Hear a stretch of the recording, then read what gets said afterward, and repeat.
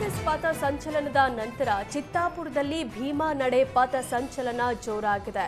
ಸಂವಿಧಾನ ಸಮರ್ಪಣಾ ದಿನದ ಅಂಗವಾಗಿ ಸಂವಿಧಾನ ರಕ್ಷಣಾ ಸಮಿತಿ ವತಿಯಿಂದ ಇಂದು ಭೀಮಾ ನಡಿಗೆ ಪಥ ಸಂಚಲನ ನಡೆಸಲಾಯಿತು. ಭಾರತೀಯ ಬೌದ್ಧ ಮಹಾಸಭಾ ಕಾರ್ಯಕರ್ತರು ಸಮವಸ್ತ್ರದೊಂದಿಗೆ ಪಥ ಸಂಚಲನ ನಡೆಸಿದ್ರು. ಸಂವಿಧಾನದ ಪೀಠಿಕೆ ಮೆರವಣಿಗೆಯೊಂದಿಗೆ ಪಥ ಸಂಚಲನ ನಡೆಸಲಾಯಿತು.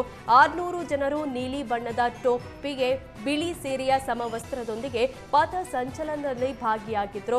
ಪಥ ಸಂಚಲನದ ಹಿಂದೆ ರಥದಲ್ಲಿ ಸಂವಿಧಾನ ಪೀಠಿಕೆಯ ಪ್ರತಿಕೃತಿ ಮೆರವಣಿಗೆ ನಡೆಸಲಾಯಿತು. ಇದು ಎಲ್ಲರ ಗಮನ ಸೆಳೆಯಿತು.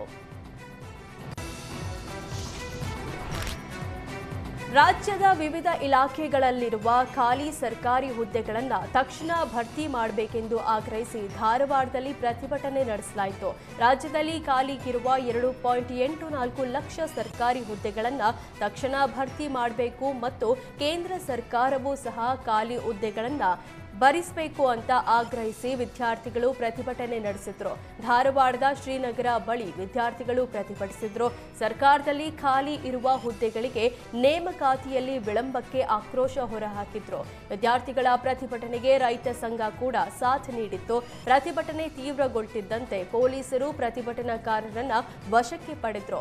ಈ ವೇಳೆ ಹೈಡ್ರಾಮಾನೆ ನಡೆಯಿತು. ಪ್ರತಿಭಟನೆಗೆ ಅವಕಾಶ ನೀಡದ ಪೊಲೀಸರ ವಿರುದ್ಧ ಪ್ರತಿಭಟನಾಕಾರರು ತಮ್ಮ ಆಕ್ರೋಶ ವ್ಯಕ್ತಪಡಿಸಿದರು.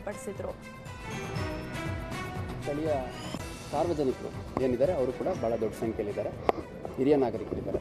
ಇದೆಲ್ಲದರ ಹಿನ್ನೆಲೆಯಲ್ಲಿ ಮತ್ತು ವಿದ್ಯಾರ್ಥಿ ಸಮುದಾಯ, ಆಕಾಂಕ್ಷಿಗಳ ಸಮುದಾಯ ಭಾಳ ದೊಡ್ಡ ಸಂಖ್ಯೆಯಲ್ಲಿ ಸೇರಿಕೊಂಡಂಥ ಸಂದರ್ಭದಲ್ಲಿ ಅಲ್ಲಿ ಪರಿಸ್ಥಿತಿಯನ್ನು ಲಾಭ ಪಡ್ಕೊಳ್ಳಿಕ್ಕೆ ಯಾರಾದರೂ ಒಬ್ಬರಿಬ್ಬರು ಕಿಡಿಗೇಡಿಗಳು ಏನಾದರೂ ತಪ್ಪು ಕೆಲಸಗಳನ್ನು ಮಾಡಿದರೆ ಆ ಒಂದು ಎಮೋಷ್ನಲ್ ಅಟ್ಮಾಸ್ಫಿಯರಲ್ಲಿ ಕಾನೂನು ಸುವ್ಯವಸ್ಥೆ ಸಮಸ್ಯೆ ಎದುರಾಗೋ ಸಾಧ್ಯತೆ ಇದೆ ಅನ್ನೋದರ ಹಿನ್ನೆಲೆಯಲ್ಲಿ ಅನುಮತಿಯನ್ನು ಭಾಳ ಸ್ಪಷ್ಟವಾಗಿ ಸಮಯಾವಕಾಶ ಕೊಟ್ಟು ಅವ್ರ ಮಾಹಿತಿ ಸಮರ್ಪಕವಾಗಿ ಕೊಡದೇ ಇದ್ದ ಕಾರಣದಲ್ಲಿ ನಾವು ಅನುಮತಿಯನ್ನು ನಿರಾಕರಿಸಿದ್ವಿ.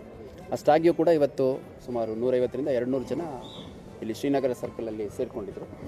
ಅವ್ರಿಗೆ ನಾನೇ ನೇರವಾಗಿ ಆಯೋಜಕರಿಗೆ ಭಾಳ ಸ್ಪಷ್ಟವಾಗಿ ಹೇಳಿದ್ದೀನಿ, ಇದು ಅನುಮತಿ ನಿರಾಕರಣೆ ಮಾಡಿರುವಂಥ ಸಂದರ್ಭದಲ್ಲಿ ಇದು ಸೇರಬಾರ್ದು, ಅದು ಕಾನೂನು ಬಾಹಿರ ಆಗುತ್ತೆ. ಒಂದು ಎರಡನೇದು, ಇಲ್ಲಿ ಪರಿಸ್ಥಿತಿ ಅವಲೋಕನ ಮಾಡಿದಂಥ ಸಂದರ್ಭದಲ್ಲಿ ಒಬ್ಬ ಅಥವಾ ಇಬ್ಬರು ಕಿಡಿಗೇಡಿಗಳು ಏನಾದರೂ ಹೆಚ್ಚು ಕಡಿಮೆ ಮಾಡಿದ್ರು ಅದರಿಂದ ಪರಿಸ್ಥಿತಿ ವಿಕೋಪಕ್ಕೆ ಹೋಗೋ ಸಾಧ್ಯತೆ ಇರುತ್ತೆ. ನಿಮ್ಮ ಹೋರಾಟವನ್ನು ಯಾರಾದರೂ ಲಾಭ ತೊಗೊಳ್ಳುವಂಥ ಪರಿಸ್ಥಿತಿ ಸಾಧ್ಯತೆ ಇರುತ್ತೆ ಅಂತ ಭಾಳ ಸ್ಪಷ್ಟವಾಗಿ ಹೇಳಿದ್ವಿ. ಮತ್ತು ಸರ್ಕಾರ ಕೂಡ ಏನೆಲ್ಲ ಕ್ರಮ ಕೈಗೊಂಡಿದೆ ಅನ್ನೋಂಥದ್ದನ್ನು ಕೂಡ ಅವರಿಗೆ ತಿಳಿಸಿ ಮನವರಿಕೆ ಮಾಡಿಕೊಳ್ಳುವಂಥ ಪ್ರಯತ್ನ ಮಾಡಲಾಯಿತು.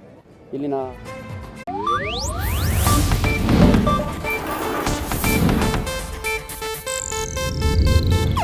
ಇದು ಏಷ್ಯಾನೆಟ್ ನ್ಯೂಸ್ ನೆಟ್ವರ್ಕ್ ಪ್ರಸ್ತುತಿ.